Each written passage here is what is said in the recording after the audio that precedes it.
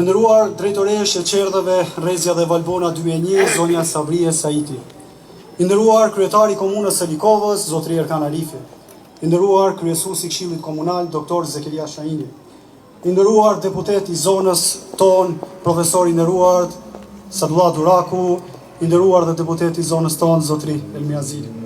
Të nderuar misafir, funksionar lokal, funksionar qendror, të nderuar këshilltar, administratë komunale, ju qytetar të nderuar e të nderuar fëmijë të vegjël që sot filloni një epokë të re.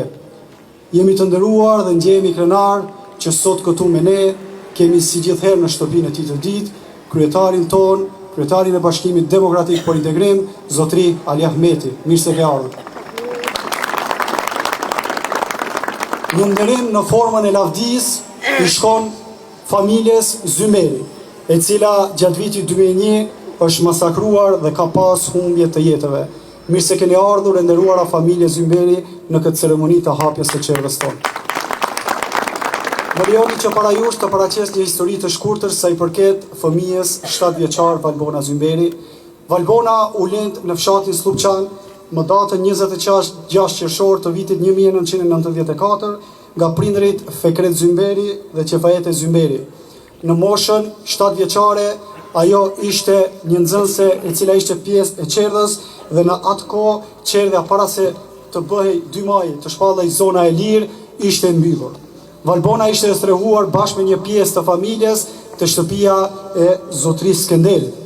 Kur u sulmuan me raketa, nga helikopteri depërtoi një prell e cila bëri dëme të mëdha në këtë familje, duke bërë kështu që të sulmoheshte një pjesë e familjes, ku në atë pjesë të familjes ishte edhe 7 vjeçarja Valbona.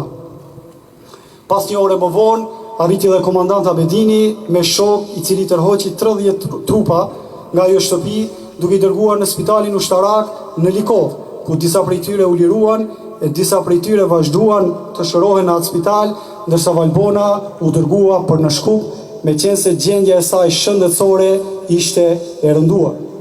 Dhe pikërisht pasi arriti në Shkup, mjekët atje u kujdesën për të, por për fatin e keq, një javë pas, më datën 31 maj të vitit 2001, Valbona ndron jetë. Prindi i tij, Fekret Zymberi, ishte në frontin e luftës dhe në momentin që u hodh prella, ai edhe pse e ka ditur se vajza e tij është sulmuar, ka vazhduar frontin dhe nuk e ka lëshuar. Kjo është një shenjë se fronti, të nderuar miq, nuk lëshohet jetë. Duke ndëgjuar gjithë këtë histori dhe duke vazhduar kështu me radhë, kryetari i komunës së Likovës, zotri Erkan Arifi, duke u bazuar në këtë histori, vendosi të komunikojë me familjen Zymberi, pikërisht me prindin dhe familjen e afërt, që kur filloi të ndërtoi kjo qerdhe dhe erdhi nga fundi, ai shkoi për të marrë lejen e tyre që kjo qerdhe të mbartë emrin e Valbonës. Gjë që u miratua, më pastaj kryetari bashkarisht me administratën si një iniciator kryesor i kësaj pune, e dërgoi kërkesën deri në Këshill, me çka Këshilli në krye me doktor Zekeria Shahini e miratuan një zëri dhe nga sot, nga ajo ditë në fakt, dhe që sot po e hapim, kjo qerdhe do të quhet Valbona Zymberi, Valbona 2001. Para se të filloj me ceremoninë e programit, të nderuar miq, më lejoni që kujtoj se sot jemi në një ditë feste edhe pse emocionet janë të përziera. Fillimisht, më lejoni që para jush të paraqes vizionin e të 2 qerdheve, Rrezja në fshatin Orizare dhe Valbona 2001 në fshatin Matesh,